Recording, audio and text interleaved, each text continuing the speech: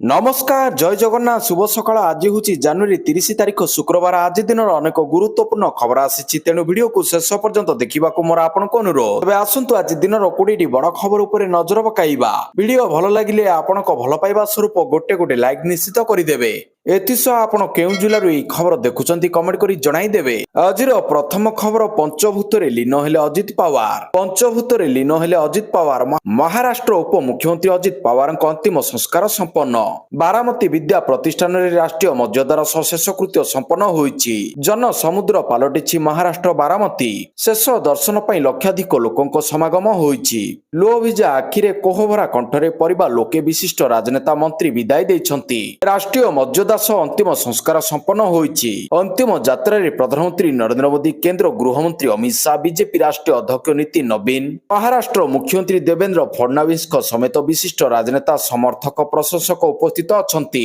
ଅଜିତଙ୍କ ସମ୍ମାନରେ 3 ଦିନିଆ ରାଜ୍ୟ ଶୋକ ପାଳନ କରାଯାଉଛି ପରବର୍ତ୍ତୀ ଖବର ଟି20 ବିଶ୍ୱକପ ଖେଳିବ ବାଂଲାଦେଶ ଗତ କିଛି ସପ୍ତାହ ବାଂଲାଦେଶ କ୍ରିକେଟ ପାଇଁ ଚ୍ୟାଲେଞ୍ଜିଂ ଥିଲା କିନ୍ତୁ ଏବେ ବାଂଲାଦେଶ କ୍ରିକେଟକୁ ନେଇ ଆସିଛି ଖୁସି ଖବର ବାଂଲାଦେଶ ମହିଳା କ୍ରିକେଟ ଦଳ ସୁପର 6 ରେ ଥାଇଲାଣ୍ଡକୁ 39 ରନରେ ପରାସ୍ତ କରି 2026 ଟି20 ବିଶ୍ୱକପ ପାଇଁ ଯୋଗ୍ୟତା ଅର୍ଜନ କରିଥିଲା ବାଂଲାଦେଶୀ କ୍ରିକେଟ ପ୍ରଶଂସକମାନେ ଗତ କିଛି ସପ୍ତାହ ଧରି ନିରାଶ ହୋଇଛନ୍ତି କାରଣ ସେମାନଙ୍କର ପୁରୁଷ ଦଳକୁ ସେମାନଙ୍କ ବୋର୍ଡ ଯୋଗୁଁ ବିଶ୍ୱକପରେ ସ୍ଥାନ ପାଇବାରୁ ବଞ୍ଚିତ କରାଯାଇଥିଲା ପରବର୍ତ୍ତୀ ଖବର ପୁଣି ବିମାନ ଦୁର୍ଘଟଣା ସାଂସଦଙ୍କ ସମେତ 15 ମୃତ ପୁଣି ବିମାନ ଦୁର୍ଘଟଣା ଭେନେଜୁଏଲା ସୀମାରେ ବିମାନ ଦୁର୍ଘଟଣା ସାଂସଦଙ୍କ ସମେତ 15 ଜଣଙ୍କ ମୃତ୍ୟୁ ହୋଇଛି କଲମ୍ବିଆ ଭେନେଜୁଏଲା ସୀମାବର୍ତ୍ତୀ କୋଟାମ୍ବା ଜଙ୍ଗଲରେ ବଡ଼ ଧରଣର ବିମାନ ଦୁର୍ଘଟଣା ଘଟିଛି କଲମ୍ବିଆର ସରକାରୀ ବିମାନ ସେବା ସଂସ୍ଥା ସାଟେନା ଦ୍ୱାରା ପରିଚାଳିତ ଏହି ବିମାନରେ ଥିଲେ 15 ଜଣ ସମସ୍ତଙ୍କ ମୃତ୍ୟୁ ହୋଇଛି ବିମାନଟି ସ୍ଥାନୀୟ ସମୟ 11:45 ରେ କାକୁଟୁରା ଓକନା ଅଭିମୁଖେ ଯାତ୍ରା ଆରମ୍ଭ କରିଥିଲା ପରବର୍ତ୍ତୀ ଖବର ସମୀକ୍ଷା ପୋର୍ଟାଲ ଉନ୍ମୋଚନ କଲେ ମୁଖ୍ୟମନ୍ତ୍ରୀ ଷଷ୍ଠ ରାଜ୍ୟ ଅର୍ଥ କମିଶନର ଲୋକସଭା ଭବନ ଠାରେ ମୁଖ୍ୟମନ୍ତ୍ରୀ ଶ୍ରୀ ମୋହନ ଚରଣ ମାଝୀଙ୍କୁ ଚୂଡ଼ାନ୍ତ ରିପୋର୍ଟ ପ୍ରଦାନ କରିଛନ୍ତି ଏହି ଅବସରରେ ମୁଖ୍ୟମନ୍ତ୍ରୀ ସମୀକ୍ଷା ପୋର୍ଟାଲର ମଧ୍ୟ ଉନ୍ମୋଚନ କରିଛନ୍ତି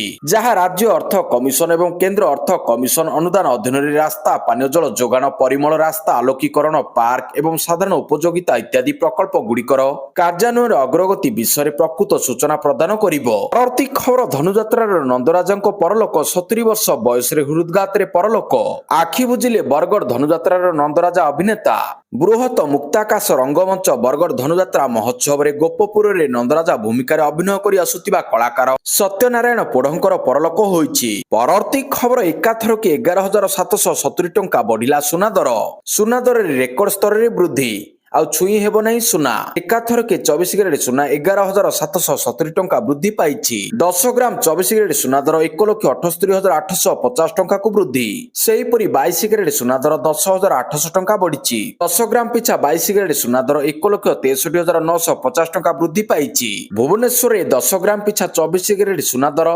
1,67,080 ଟଙ୍କା ଥିବା ବେଳେ 10 ଗ୍ରାମ ପିଛା 22 କ୍ୟାରେଟ ସୁନା ଦର 1,53,150 ଟଙ୍କା ଥିଲା ପରବର୍ତ୍ତୀ ଖବର ଆମେରିକା ଗସ୍ତରେ ଯିବେ ଜୟଶଙ୍କର ୟୁରୋପ ପରେ ଟାର୍ଗେଟରେ ଆମେରିକା ଆସନ୍ତା ସପ୍ତାହରେ କ୍ରିଟିକାଲ ମିନେରାଲ ମନ୍ତ୍ରୀସ୍ତରୀୟ ବୈଠକରେ ଯୋଗ ଦେବା ପାଇଁ ଆମେରିକା ଗସ୍ତ କରିବେ ବୈଦେଶିକ ମନ୍ତ୍ରୀ ଏସ୍ ଜୟଶଙ୍କର ୱାସିଂଟନ ଡିସିରେ ଅନୁଷ୍ଠିତ ହେବାକୁ ଥିବା ଏହି ବୈଠକରେ ଆମେରିକାର ବୈଦେଶିକ ସଚିବ ମାର୍କୋ ରୁବିଓଙ୍କ ଦ୍ୱାରା ଆୟୋଜିତ ପ୍ରଥମ ଉଚ୍ଚସ୍ତରୀୟ ବୈଠକ ଏହି ଅବସରରେ ଜୟଶଙ୍କର ଓ ରୁବିଓ ଅନେକ ପ୍ରସଙ୍ଗ ଉପରେ ଆଲୋଚନା କରିବେ ବୋଲି ଆଶା କରାଯାଉଛି ଏହି ବୈଠକର ଲକ୍ଷ୍ୟ ହେଉଛି ବିଶ୍ୱର ଦେଶଗୁଡ଼ିକୁ ଏକତ୍ରିତ କରି ଗୁରୁତ୍ୱପୂର୍ଣ୍ଣ ଖଣିଜ ପଦାର୍ଥର ଯୋଗାଣ ଶୃଙ୍ଖଳକୁ ସୁରକ୍ଷିତ କରିବା ପାଇଁ ସହଯୋଗ ବୃଦ୍ଧି କରିବା ଯେଉଁଥିରେ ଲିଥିୟମ ମୋବାଇଲ ଓ ନିକୋଲ ଭଳି ଅତ୍ୟାବଶ୍ୟକ ସାମଗ୍ରୀ ଅନ୍ତର୍ଭୁକ୍ତ ଯାହା ବୈଦ୍ୟୁତିକ ଯାନବାହନ ଏବଂ ନବୀକରଣ ଶକ୍ତି ଭିତ୍ତିଭୂମି ଠାରୁ ଆରମ୍ଭ କରି ପ୍ରତିରକ୍ଷା ବ୍ୟବସ୍ଥା ପର୍ଯ୍ୟନ୍ତ ସବୁକିଛିର ମୂଳଦୁଆ ପରବର୍ତ୍ତୀ ଖବର ବଦଳିବ ଆଇ ଲିଗ୍ର ନା ଆଗାମୀ ସିଜନରୁ ଆଇଏଫଏଲ ଭାବେ ହେବ ପରିଚିତ ଆଇଏସ୍ଏଲ ପରେ ଦେଶର ଦ୍ୱିତୀୟ ସମ୍ମାନସ୍ପଦ ତଥା ଲୋକପ୍ରିୟ ପେସାଦାର ଫୁଟବଲ ଲିଗ୍ ଆଇ ଲିଗ୍ର ନାଁ ବଦଳିବ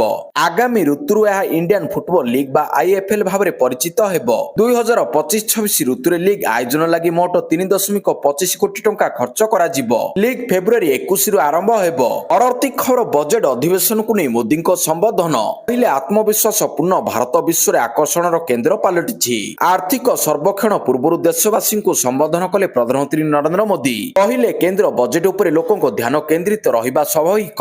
କାରଣ ବଜେଟ୍ ଦେଶର ଆର୍ଥିକ ଦିଗ ଏବଂ ବିକାଶର ପ୍ରାଥମିକତା ଧାର୍ଯ୍ୟ କରେ। ହେଲେ ସରକାରଙ୍କ ପରିଚୟ କେବଳ ବଜେଟ୍ ପର୍ଯ୍ୟନ୍ତ ସୀମିତ ନାହିଁ। ବିଗତ ବର୍ଷରେ ସରକାର ରିଫର୍ମ, ଫରଫର୍ମ ଏବଂ ଟ୍ରାନ୍ସଫର୍ମ ନୀତି ଜରିଆରେ ଦେଶର ବିକାଶକୁ ନୂଆ ଗତି ଦେଇଛନ୍ତି। ପରବର୍ତ୍ତୀ ଖବର, ସଚିବାଳୟକୁ ଉଡାଇ ଦେବାକୁ ଧମକ। ପଞ୍ଜାବ ହରିୟାଣା ସଚିବାଳୟକୁ ଉଡାଇ ଦେବା ପାଇଁ ମିଳିଛି ବୋମା ଧମକ। ଏହି ବୋମା ଧମକରେ ଥରି ଉଠୁଛି ଚଣ୍ଡିଗଡ଼। ସୂଚନା ପାଇବା ପରେ ପୋଲିସ, ଅଗ୍ନିଶମ ବାହିନୀ ଓ ବମ୍ବ ସ୍କ୍ୱାଡ୍ ଦଳ ଘଟଣାସ୍ଥଳରେ ପହଞ୍ଚି ସଚିବାଳୟ ପରିସରରେ ଯାଞ୍ଚ କରିଛନ୍ତି। ଗତ ଗୋଟିଏ ଦିନ ପୂର୍ବରୁ ଚଣ୍ଡିଗଡ଼ର ଅନେକ ସ୍କୁଲକୁ ମଧ୍ୟ ବୋମା ଧମକ ମିଳିଥିଲା, ଯାହାକୁ ନେଇ ସୁରକ୍ଷା ଏଜେନ୍ସିଗୁଡ଼ିକ ପୂର୍ବରୁ ସତର୍କ ରହିଥିଲେ।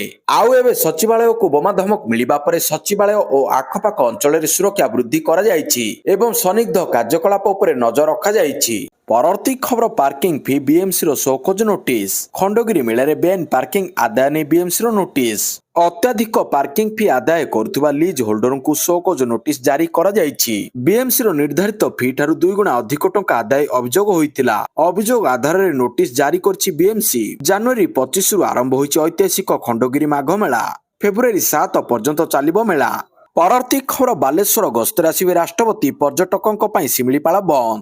ରାଷ୍ଟ୍ରପତି ଦ୍ରୌପଦୀ ମୁର୍ମୁଙ୍କ ଆସନ୍ତା ବାଲେଶ୍ୱର ଗସ୍ତକୁ ନେଇ ସୁରକ୍ଷା ବ୍ୟବସ୍ଥା କଡାକଡି କରାଯାଇଛି। ଏହି ଅବସରରେ କ୍ରାଇମବ୍ରାଞ୍ଚ ଡିଜି ବାଲେଶ୍ୱର ଜିଲ୍ଲା ଏସ୍ପିଙ୍କ କାର୍ଯ୍ୟାଳୟରେ ସୁରକ୍ଷା ସମୀକ୍ଷା କରିଛନ୍ତି। ସମୀକ୍ଷା ବୈଠକରେ ପୂର୍ବାଞ୍ଚଳ ଡିଆଇଜି, ଜିଲ୍ଲା ଏସ୍ପି ସହ ଅନ୍ୟାନ୍ୟ ବରିଷ୍ଠ ପୋଲିସ ଅଧିକାରୀମାନେ ଯୋଗ ଦେଇଥିଲେ। ରାଷ୍ଟ୍ରପତି ମୁର୍ମୁ ଫେବୃଆରୀ 3 ତାରିଖରେ ବାଲେଶ୍ୱର ଗସ୍ତରେ ଆସିବେ। ତାଙ୍କ ଗସ୍ତକୁ ଦୃଷ୍ଟି ରଖି ପର୍ଯ୍ୟଟକଙ୍କ ପାଇଁ ଶିମିଳିପାଳ ଜାତୀୟ ଉଦ୍ୟାନ ବନ୍ଦ ରଖିବା ନେଇ ସୂଚନା ଜାରି କରାଯାଇଛି। ପରବର୍ତ୍ତୀ ଖବର, ୟୁଜିସିର ନୂଆ ନିୟମ ଉପରେ ସୁପ୍ରିମକୋର୍ଟଙ୍କ ରୋକ। ମାର୍ଚ୍ଚ 19ରେ ମାମଲାର ଆଗାମୀ ଶୁଣାଣି। ୟୁଜିସିର ନୂଆ ନିୟମ ଉପରେ ସୁପ୍ରିମକୋର୍ଟଙ୍କ ରୋକ। ପରବର୍ତ୍ତୀ ଆଦେଶ ଯାଏଁ ୟୁଜିସିର ନୂଆ ନିୟମ ଉପରେ ରିହାତିଦେଶ ଜାରି କରିଛନ୍ତି ସର୍ବୋଚ୍ଚ ନ୍ୟାୟାଳୟ। ମାର୍ଚ୍ଚ 19ରେ ମାମଲାର ପରବର୍ତ୍ତୀ ଶୁଣାଣି ହେବ। ପ୍ରଧାନ ବିଚାରପତି ଜଷ୍ଟିସ ସୂର୍ଯ୍ୟକାନ୍ତ, ଜଷ୍ଟିସ ଜୟମାଲ୍ୟ ବାଗ୍ଚୀଙ୍କୁ ନେଇ ଗଠିତ ଖଣ୍ଡପୀଠ ୟୁଜିସି ନିୟମାବଳୀ 2026କୁ ପରବର୍ତ୍ତୀ ନିର୍ଦ୍ଦେଶ ପର୍ଯ୍ୟନ୍ତ ସ୍ଥଗିତ ରଖିବାକୁ ନିର୍ଦ୍ଦେଶ ଦେଇଛନ୍ତି। ୟୁଜିସି ନୂଆ ନିୟମଗୁଡ଼ିକ ପ୍ରାଥମିକ ଦୃଷ୍ଟିରୁ ଅସ୍ପଷ୍ଟ ଓ ଏହାର ଅପବ୍ୟବହାର ହେବାର ସମ୍ଭାବନା ଥିବା ସୁପ୍ରିମକୋର୍ଟ କହିଛନ୍ତି। ପରବର୍ତ୍ତୀ ଖବର, କ୍ରିକେଟ ଟିମ୍କୁ ଧୋକା ଦେଲା ବାଂଲାଦେଶ। ଟି-20 ବିଶ୍ୱକପରୁ ବାଦ ପଡ଼ିବା ପରେ ସୁଟିଂକୁ ଭାରତ ଆସିବାକୁ ଅନୁମତି। ଭାରତରେ ସୁରକ୍ଷା କାରଣରୁ ଟି-20 ବିଶ୍ୱକପରୁ ବାଂଲାଦେଶ ବାଦ ପଡ଼ିବା ପରେ ସୁଟିଂ ଟିମ୍ ଭାରତ ଆସିବାକୁ ଅନୁମତି ମିଳିଛି। ବାଂଲାଦେଶର ସୁଟିଂ ଫେଡେରେସନ ସଚିବ କହିଛନ୍ତି ବାଂଲାଦେଶ ଦଳର ଏକ ସୁଟର ଏବଂ କୋଚକୁ ଭାରତ ଯିବା ପାଇଁ ଅନୁମତି ମିଳିଛି। ବାଂଲାଦେଶ ଅନ୍ତରୀଣ ସରକାର ଏହି ଅନୁମତି ଦେଇଛନ୍ତି। ବାଂଲାଦେଶ ସୁଟିଂ ଦଳ 31 ଜାନୁଆରୀରେ ଭାରତ ଆସିବ। ପରବର୍ତ୍ତୀ ଖବର, ଦିଲ୍ଲୀରେ ଧ୍ୱଜାବତରଣ ସମାରୋହ। ଜାତୀୟ ରାଜଧାନୀ ଦିଲ୍ଲୀର ବିଜୟ ଚୌକରେ ଧ୍ୱଜାବତରଣ କାର୍ଯ୍ୟକ୍ରମ। ଗଣତନ୍ତ୍ର ଦିବସର ଉଦ୍ଯାପନୀ ସମାରୋହ। ବ୍ରିଟିଂ ରିଟ୍ରିଟ୍ କାର୍ଯ୍ୟକ୍ରମରେ ରାଷ୍ଟ୍ରପତି ସାମିଲ। ରାଷ୍ଟ୍ରପତି ଦ୍ରୌପଦୀ ମୁର୍ମୁ, ଉପରାଷ୍ଟ୍ରପତି ସିପି ରାଧାକ୍ରିଷ୍ଣନ, ପ୍ରଧାନମନ୍ତ୍ରୀ ନରେନ୍ଦ୍ର ମୋଦି, ପ୍ରତିରକ୍ଷା ମନ୍ତ୍ରୀ ରାଜନାଥ ସିଂ ଏବଂ ଅନ୍ୟାନ୍ୟ କେନ୍ଦ୍ର ମନ୍ତ୍ରୀମାନେ ଏହି କାର୍ଯ୍ୟକ୍ରମରେ ଉପସ୍ଥିତ ରହିଥିଲେ। ବ୍ରିଟିଂ ରିଟ୍ରିଟ୍ ଭାରତରେ ଗଣତନ୍ତ୍ର ଦିବସ ପାଳନର ସମାପ୍ତିକୁ ସୂଚିତ କରେ। ପରବର୍ତ୍ତୀ ଖବର, ଇସ୍ରାଏଲ ଯିବେ ପ୍ରଧାନମନ୍ତ୍ରୀ ମୋଦି, ଛାନିଆ ପାକିସ୍ତାନ। ଇସ୍ରାଏଲ ଗସ୍ତରେ ଯିବେ ପ୍ରଧାନମନ୍ତ୍ରୀ ମୋଦି, ଛାନିଆ ହେଲାଣି ପାକିସ୍ତାନ। ଆସନ୍ତା ମାସ 27-28ରେ ଇସ୍ରାଏଲ ଗସ୍ତ କରିପାରନ୍ତି ପ୍ରଧାନମନ୍ତ୍ରୀ ମୋଦି। ଯଦି ଏହା ହୁଏ ତେବେ ଏହା 2017 ପରେ ପ୍ରଧାନମନ୍ତ୍ରୀ ମୋଦିଙ୍କ ପ୍ରଥମ ଇସ୍ରାଏଲ ଗସ୍ତ ହେବ। ଏହି ଗସ୍ତର ଉଦ୍ଦେଶ୍ୟ ଭାରତ ଏବଂ ଇସ୍ରାଏଲ ମଧ୍ୟରେ ରଣନୈତିକ ସହଭାଗିତାକୁ ଆହୁରି ମଜବୁତ କରିବ ବୋଲି ବିଶ୍ୱାସ କରାଯାଉଛି। ଇସ୍ରାଏଲ ପ୍ରଧାନମନ୍ତ୍ରୀ ବେଞ୍ଜାମିନ୍ ନେତାନ୍ୟାହୁଙ୍କ ନିମନ୍ତ୍ରଣରେ ଏହି ଗସ୍ତ ହେଉଛି। ପ୍ରତିରକ୍ଷା, ସୁରକ୍ଷା ଏବଂ ପ୍ରଯୁକ୍ତି ବିଦ୍ୟା ଭଳି ଗୁରୁତ୍ୱପୂର୍ଣ୍ଣ ପ୍ରସଙ୍ଗ ଉପରେ ଦୁଇ ନେତା ଆଲୋଚନା କରିବେ ବୋଲି ଆଶା କରାଯାଉଛି। ପରବର୍ତ୍ତୀ ଖବର, ପ୍ରଧାନମନ୍ତ୍ରୀ ରାଷ୍ଟ୍ରୀୟ କୃଷି ବିକାଶ ଯୋଜନା ଓ କୃଷୋନ୍ନତି ଯୋଜନାର ସମୀକ୍ଷା କଲେ କେନ୍ଦ୍ର କୃଷି ମନ୍ତ୍ରୀ। ପ୍ରଧାନମନ୍ତ୍ରୀ ରାଷ୍ଟ୍ରୀୟ କୃଷି ବିକାଶ ଯୋଜନା ଓ କୃଷୋନ୍ନତି ଯୋଜନାର ସମୀକ୍ଷା କରିଛନ୍ତି ମାନ୍ୟବର କେନ୍ଦ୍ର କୃଷି ଓ କୃଷକ କଲ୍ୟାଣ ତଥା ଗ୍ରାମୀଣ ବିକାଶ ମନ୍ତ୍ରୀ ଶ୍ରୀ ଶିବରାଜ ସିଂ ଚୌହାନ। ଆଭାସୀ ମାଧ୍ୟମରେ ଦେଶର ସମସ୍ତ ରାଜ୍ୟର କୃଷି ମନ୍ତ୍ରୀମାନେ ଯୋଗ ଦେଇଥିଲେ। ଓଡ଼ିଶାର ଉପମୁଖ୍ୟମନ୍ତ୍ରୀ ତଥା କୃଷି ଓ କୃଷକ ସଶକ୍ତିକରଣ ଶକ୍ତି ମନ୍ତ୍ରୀ ଶ୍ରୀ କନକ ବର୍ଦ୍ଧନ ସିଂହଦେଓ ଭିଡିଓ କନଫରେନ୍ସ ମାଧ୍ୟମରେ ଯୋଗ ଦେଇ ଓଡ଼ିଶାର ଉପମୁଖ୍ୟମନ୍ତ୍ରୀ ତଥା କୃଷି ଓ କୃଷକ ସଶକ୍ତିକରଣ ଶକ୍ତି ମନ୍ତ୍ରୀ ଶ୍ରୀ କନକ ବର୍ଦ୍ଧନ ସିଂହଦେଓ ଭିଡିଓ କନଫରେନ୍ସ ମାଧ୍ୟମରେ ଯୋଗଦେଇ ଓଡ଼ିଶାରେ ପ୍ରଧାନମନ୍ତ୍ରୀ ରାଷ୍ଟ୍ରୀୟ କୃଷି ବିକାଶ ଯୋଜନା ଓ କୃଷୋନ୍ନତି ଯୋଜନାର ସଫଳ କାର୍ଯ୍ୟାନ୍ୱୟନ ଉପରେ ଆଲୋକପାତ କରିଛନ୍ତି। ପରବର୍ତ୍ତୀ ଖବର, ଏନକାଉଣ୍ଟରରେ 2 ମାଓବାଦୀ ସଫା। ବିଜାପୁରରେ ଜାରି ରହିଛି ଏନକାଉଣ୍ଟର। ଯବାନଙ୍କ ଗୁଳିରେ 2 ଜଣ ମାଓବାଦୀଙ୍କ ମୃତ୍ୟୁ ହୋଇଛି। ମାଓବାଦୀଙ୍କ ମୃତଦେହ ସହ ଘଟଣାସ୍ଥଳରୁ ଗୋଟିଏ AK-47 ରାଇଫଲ, ଗୋଟିଏ 9mm ପିସ୍ତଲ ଓ ଅନ୍ୟାନ୍ୟ ଅସ୍ତ୍ରଶସ୍ତ୍ର ଏବଂ ଗୁଳିଗୋଳା ମଧ୍ୟ ଉଦ୍ଧାର କରାଯାଇଛି। ଆଖପାଖ ଚାପାକ ଅଞ୍ଚଳରେ ସର୍ଚ୍ଚ ଅଭିଯାନ ଜାରି ରହିଛି। ବିଜାପୁର ଜିଲ୍ଲାର ଦକ୍ଷିଣ ଅଞ୍ଚଳରେ ସଶସ୍ତ୍ର ମାଓବାଦୀଙ୍କ ଉପସ୍ଥିତି ବିଷୟରେ ସୂଚନା ଆଧାରରେ ଏକ ସନ୍ଧାନ ଅଭିଯାନ ଆରମ୍ଭ କରାଯାଇଥିଲା। ପରବର୍ତ୍ତୀ ଖବର ଉଦ୍ଘାଟିତ ହେଲା 35ତମ ଧନୁଯାତ୍ରା ମହୋତ୍ସବ। କଳା ସଂସ୍କୃତିକୁ ଉଜ୍ଜୀବିତ କରିବା ଉଦ୍ଦେଶ୍ୟରେ ଗାଁ ମାନଙ୍କରେ ବିଭିନ୍ନ ପାରମ୍ପରିକ ଯାତ୍ରା ଅନୁଷ୍ଠିତ ହୋଇଥାଏ। ସେଥିମଧ୍ୟରୁ ଧନୁଯାତ୍ରା ଅନ୍ୟତମ। ଅସତ୍ୟ ଉପରେ ସତ୍ୟର ଜୟ, ଅଧର୍ମ ଉପରେ ଧର୍ମର ଜୟ ହେଉଛି ଧନୁଯାତ୍ରା। ସମ୍ବଲପୁର କୁଚିଣ୍ଡା ଉପଖଣ୍ଡ ଖଣ୍ଡେକୋଟାଠାରେ 35ତମ ଧନୁଯାତ୍ରା ମହୋତ୍ସବ ଉଦ୍ଘାଟିତ ହୋଇଯାଇଛି। ମନ୍ତ୍ରୀ ସମ୍ପଦ ସ୍ୱାଇଁ ଓ ମନ୍ତ୍ରୀ ରବିନାରାୟଣ ନାୟକ ଏହାର ଉଦ୍ଘାଟନ କରିଛନ୍ତି। ପରବର୍ତ୍ତୀ ଖବର ବର୍ଷା ତୁଷାରପାତ ଯୋଗୁଁ ବେହାଲ ହିମାଚଳ। ଜାତୀୟ ରାଜପଥଠାରୁ ଆରମ୍ଭ କରି 885 ରାସ୍ତା ବନ୍ଦ। ହିମାଚଳ ପ୍ରଦେଶରେ ପ୍ରବଳ ତୁଷାରପାତ ଏବଂ ବର୍ଷା ଯୋଗୁଁ ଜନଜୀବନ ଅସ୍ତବ୍ୟସ୍ତ ହୋଇପଡ଼ିଛି। ଷ୍ଟେଟ୍ ଏମର୍ଜେନ୍ସି ଅପରେସନ ସେଣ୍ଟର ମୁତାବକ ହିମାଚଳ ତୁଷାରପାତ ଯୋଗୁଁ ରାସ୍ତା, ବିଜୁଳି ଏବଂ ପାଣି ସମସ୍ୟା ଦେଖାଦେଇଛି। ଲଗାତାର ତୁଷାରପାତ ଏବଂ ବର୍ଷା ଯୋଗୁଁ ଭୂସ୍ଖଳନ ଘଟଣା ଦେଖିବାକୁ ମିଳିଛି। ଏଥିପାଇଁ 4ଟି ନ୍ୟାସନାଲ ହାଇୱେ ସହିତ 885 ରାସ୍ତା ବନ୍ଦ ପଡ଼ିଛି। ଅନେକ ବିଦ୍ୟୁତ ଟ୍ରାନ୍ସପୋର୍ଟ ଠପ୍ ହୋଇଥିବା 121 ଜଣ ଯୋଜନା ପ୍ରଭାବିତ ହୋଇଛି। ପରବର୍ତ୍ତୀ ଖବର ଜିଡିପି ଅଭିବୃଦ୍ଧି ନେଇ ଆକଳନ। କେନ୍ଦ୍ର ଅର୍ଥମନ୍ତ୍ରୀ ନିର୍ମଳା ସୀତାରମଣ ଗୁରୁବାର ସଂସଦରେ ଉପସ୍ଥାପନ କରିଥିବା ଆର୍ଥିକ ସର୍ଭେରେ ଆସନ୍ତା ଆର୍ଥିକ ବର୍ଷ 2026-27 ପାଇଁ ଭାରତର ଜିଡିପି ଅଭିବୃଦ୍ଧି ହାର 6.8%ରୁ 7.2% ମଧ୍ୟରେ ରହିବ ବୋଲି ଆକଳନ କରାଯାଇଛି। ଏହା ଦେଶର ଦୃଢ ଅର୍ଥନୀତି ଭିତ୍ତିଭୂମି ଏବଂ ସ୍ଥିର ଅଭିବୃଦ୍ଧିକୁ ସୂଚିତ କରୁଛି। ପରବର୍ତ୍ତୀ ଖବର ଭାରତ ପାକିସ୍ତାନ ମ୍ୟାଚ୍ ପାଇଁ ଶ୍ରୀଲଙ୍କାରେ କଡ଼ା ସୁରକ୍ଷା ବ୍ୟବସ୍ଥା। ଟି20 ବିଶ୍ୱକପ୍ 2026 7 ଫେବୃଆରୀରୁ ଆରମ୍ଭ ହେବାକୁ ଯାଉଛି। ଏହି ଟୁର୍ଣ୍ଣାମେଣ୍ଟର ସବୁଠୁ ଅଧିକ ଆକର୍ଷଣୀୟ ଏବଂ ହାଇ ଭୋଲ୍ଟେଜ ମ୍ୟାଚ୍ 15 ଫେବୃଆରୀରେ ଭାରତ ଓ ପାକିସ୍ତାନ ମଧ୍ୟରେ ଖେଳାଯିବ। ଏହି ମୁକାବିଲା ଶ୍ରୀଲଙ୍କାର କଲମ୍ବୋ ସହରରେ ଆୟୋଜିତ ହେବ। ଭାରତ ପାକିସ୍ତାନ ମ୍ୟାଚକୁ ନେଇ ଶ୍ରୀଲଙ୍କା ପକ୍ଷରୁ ସୁରକ୍ଷା ବ୍ୟବସ୍ଥାକୁ ସର୍ବାଧିକ ପ୍ରାଥମିକତା ଦିଆଯାଇଛି। ଶ୍ରୀଲଙ୍କାର କ୍ରୀଡାମନ୍ତ୍ରୀ ସୁନୀଲ କୁମାର କହିଛନ୍ତି, ଟୁର୍ଣ୍ଣାମେଣ୍ଟ ସମୟରେ କୌଣସି ପ୍ରକାର ଅସୁବିଧା ନ ହେବା ପାଇଁ ଏହି ମ୍ୟାଚରେ ବିଶେଷ ସତର୍କତା ଅବଲମ୍ବନ କରାଯାଉଛି। ପରବର୍ତ୍ତୀ ଖବର ମହାରାଷ୍ଟ୍ର ଉପମୁଖ୍ୟମନ୍ତ୍ରୀ ହେବେ ସୁନେତ୍ରା। ଦିବଂଗତ ଉପମୁଖ୍ୟମନ୍ତ୍ରୀ ଅଜିତ ପାୱାରଙ୍କ ପତ୍ନୀ ସୁନେତ୍ରା ପାୱାରଙ୍କୁ ଉପମୁଖ୍ୟମନ୍ତ୍ରୀ ଭାବରେ ନିଯୁକ୍ତି କରିବାକୁ ଦାବି ହୋଇଛି। ଏନସିପି ନେତା ଏବଂ ମନ୍ତ୍ରୀ ନରହରି ଜିରୱାଲା କହିଛନ୍ତି ଯେ ସୁନେତ୍ରା ପାୱାରଙ୍କୁ ଉପମୁଖ୍ୟମନ୍ତ୍ରୀ ଭାବରେ ନିଯୁକ୍ତି ଦେବା ଅଜିତ ପାୱାରଙ୍କ ପ୍ରତି ଶ୍ରଦ୍ଧାଞ୍ଜଳି ହେବ। ସେ ସ୍ୱର୍ଗତ ପାୱାରଙ୍କ ପତ୍ନୀଙ୍କୁ ମନ୍ତ୍ରିମଣ୍ଡଳରେ ସାମିଲ କରିବାକୁ ଅନୁରୋଧ କରିଥିଲେ। ପରବର୍ତ୍ତୀ ଖବର ୟୁଜିସିର ନୂଆ ନିୟମକୁ ବିରୋଧ କରି ବିଜେପି ନେତା ଦେଲେ ଇସ୍ତଫା। ୟୁଜିସିର ନୂତନ ନିୟମାବଳୀକୁ ବିରୋଧ କରି ଦଳରୁ ଇସ୍ତଫା ଦେଇଛନ୍ତି ବିଜେପି ନେତା। ଉତ୍ତରପ୍ରଦେଶ ରାୟବରେଲୀରେ ସାଲେନ ନିର୍ବାଚନ ମଣ୍ଡଳୀର ବିଜେପି କିଷାନ ମୋର୍ଚ୍ଚାର ଉପାଧ୍ୟକ୍ଷ ଶ୍ୟାମ ସୁନ୍ଦର ତ୍ରିପାଠୀ ଇସ୍ତଫା ଦେଇଛନ୍ତି। ଶ୍ୟାମ ପ୍ରଧାନମନ୍ତ୍ରୀ ନରେନ୍ଦ୍ର ମୋଦିଙ୍କ ଉଦ୍ଦେଶ୍ୟରେ ନିଜର ଇସ୍ତଫା ପତ୍ର ଲେଖିଛନ୍ତି। ସେ ଲେଖିଛନ୍ତି, ଉଚ୍ଚ ଜାତିର ପିଲାମାନଙ୍କ ବିରୋଧରେ ଅଣାଯାଇଥିବା ସଂରକ୍ଷଣ ବିଲ୍ ଭଳି କଳା ଆଇନ ଯୋଗୁଁ ମୁଁ ମୋର ପଦବୀରୁ ଇସ୍ତଫା ଦେଉଛି। ଏହି ଆଇନ ସମାଜ ପାଇଁ ଅତ୍ୟନ୍ତ ବିପଦପୂର୍ଣ୍ଣ ଏବଂ ବିଭାଜନକାରୀ ମଧ୍ୟ। ପରବର୍ତ୍ତୀ ଖବର ମହିଳାଙ୍କୁ ମିଳିବ 2 ଲକ୍ଷ ଟଙ୍କା। ମହିଳାମାନଙ୍କୁ 2 ଲକ୍ଷ ଟଙ୍କା ଲେଖାଏଁ ଦେବେ ବିହାର ସରକାର। ମହିଳା ରୋଜଗାର ଯୋଜନା ଅନୁସାରେ ଜୀବିକା ସହ ଜଡ଼ିତ ଦିଦିଙ୍କୁ ବ୍ୟବସାୟ କରିବା ପାଇଁ 2 ଲକ୍ଷ ଟଙ୍କା ଦେବାର ପ୍ରକ୍ରିୟା ସରକାର ଆରମ୍ଭ କରିଦେଇଛନ୍ତି। ଏହି ରାଶି ବ୍ୟବସାୟର ପ୍ରଗତିକୁ ଦେଖି ପର୍ଯ୍ୟାୟକ୍ରମେ ଦିଆଯିବ। ଉନ୍ନତ ରୋଜଗାର ଚଳାଇବା ସ୍ଥିତିରେ ଆବଶ୍ୟକତା ପଡ଼ିଲେ ଏକାଥରକେ ମଧ୍ୟ ସମସ୍ତ ରାଶି ଦିଆଯାଇପାରେ। ମୁଖ୍ୟମନ୍ତ୍ରୀ ନୀତିଶ କୁମାର ସୋସିଆଲ ମିଡିଆରେ ପୋଷ୍ଟ କରି ଏହି ସୂଚନା ଦେଇଛନ୍ତି।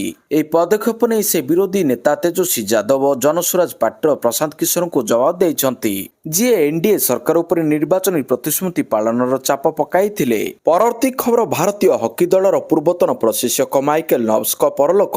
ପୂର୍ବତନ ଅଷ୍ଟ୍ରେଲୀୟ ହକି ତାରକା ତଥା ଭାରତୀୟ ହକି ଦଳର ପୂର୍ବତନ ପ୍ରଶିକ୍ଷକ ମାଇକେଲ ନବ୍ସଙ୍କ ପରଲୋକ ଘଟିଛି। ତାଙ୍କୁ 72 ବର୍ଷ ବୟସ ହୋଇଥିଲା। ବିଗତ କିଛି ଦିନ ହେବ ଅସୁସ୍ଥ ଥିଲେ। ତାଙ୍କ ପତ୍ନୀ ଲି କେପ୍ସ ଅଷ୍ଟ୍ରେଲୀୟ ମହିଳା ହକି ଦଳର ପୂର୍ବତନ ସଦସ୍ୟା ଥିବାବେଳେ ତାଙ୍କ ଝିଅ କାଇଟଲିନ୍ ମଧ୍ୟ ଜଣେ ହକି ଖେଳାଳି। ନବ୍ସ 2012 ଇଂଲଣ୍ଡ ଅଲିମ୍ପିକ୍ସ ସମୟରେ ଭାରତୀୟ ହକି ଦଳର ପ୍ରଶିକ୍ଷକ ଦାୟିତ୍ୱରେ ଥିଲେ। ତାଙ୍କ ପରଲୋକରେ ହକି ଅଷ୍ଟ୍ରେଲିଆ ପକ୍ଷରୁ ଶୋକ ପ୍ରକଟ କରିବା ସହ ତାଙ୍କ ପରିବାର ପ୍ରତି ସମବେଦନା ଜ୍ଞାପନ କରାଯାଇଛି। ପରବର୍ତ୍ତୀ ଖବର 3 ଦିନ ପାଇଁ ଯାଜପୁର ଡ୍ରୋନ୍ ମୁକ୍ତ ଅଞ୍ଚଳ ଘୋଷିତ। ରାଷ୍ଟ୍ରପତି ଦ୍ରୌପଦୀ ମୁର୍ମୁ ଆସନ୍ତା ଫେବୃଆରୀ 3 ତାରିଖରେ ଯାଜପୁର ଗସ୍ତରେ ଆସୁଛନ୍ତି। ରାଷ୍ଟ୍ରପତିଙ୍କ ଗସ୍ତକୁ ଦୃଷ୍ଟିରେ ରଖି ଜିଲ୍ଲା ପ୍ରଶାସନ ପକ୍ଷରୁ ସୁରକ୍ଷା ବ୍ୟବସ୍ଥା କଡ଼ାକଡ଼ି କରାଯିବା ସହ ସମସ୍ତ ପ୍ରକାର ପୂର୍ବ ପ୍ରସ୍ତୁତି କରାଯାଉଛି। ଏହା ସହିତ ରାଷ୍ଟ୍ରପତିଙ୍କ ସୁରକ୍ଷା ପ୍ରୋଟୋକଲ ବ୍ଲୁ ବୁକ୍ ଅନୁଯାୟୀ ଜିଲ୍ଲାପାଳ ଅମ୍ବର କୁମାର କର ଭାରତୀୟ ନାଗରିକ ସୁରକ୍ଷା ସଂହିତା ସେକ୍ସନ 163 ଅଧୀନରେ ପ୍ରଦତ୍ତ କ୍ଷମତା ଆଧାରରେ ଯାଜପୁର କିଛି ଅଞ୍ଚଳକୁ ନୋ ଫ୍ଲାଇଂ ଜୋନ୍ ବା ଡ୍ରୋନ୍ ମୁକ୍ତ ଅଞ୍ଚଳ ଘୋଷଣା କରିଛନ୍ତି। ଭିଆଇପିଙ୍କ ପାଇଁ ସୁରକ୍ଷିତ ଏୟାର ସ୍ପେସ୍ ତିଆରି କରିବା ଉଦ୍ଦେଶ୍ୟ ନେଇ 1 ଫେବୃଆରୀ 2026 ରବିବାର ସକାଳ 6ଟା ଠାରୁ 3 ଫେବୃଆରୀ 2026 ମଙ୍ଗଳବାର ଦିନ 1 ଘଟିକା ଯାଏଁ କୌଣସି ବ୍ୟକ୍ତିବିଶେଷ, ଗଣମାଧ୍ୟମ ସଂସ୍ଥା କିମ୍ବା ପ୍ରାଇଭେଟ ସଂସ୍ଥା ଦ୍ୱାରା drone, paraglide, micro light aircraft, hot air balloon ବ୍ୟବହାର ଉପରେ ନିଷେଧାଦେଶ ଜାରି କରାଯାଇଛି।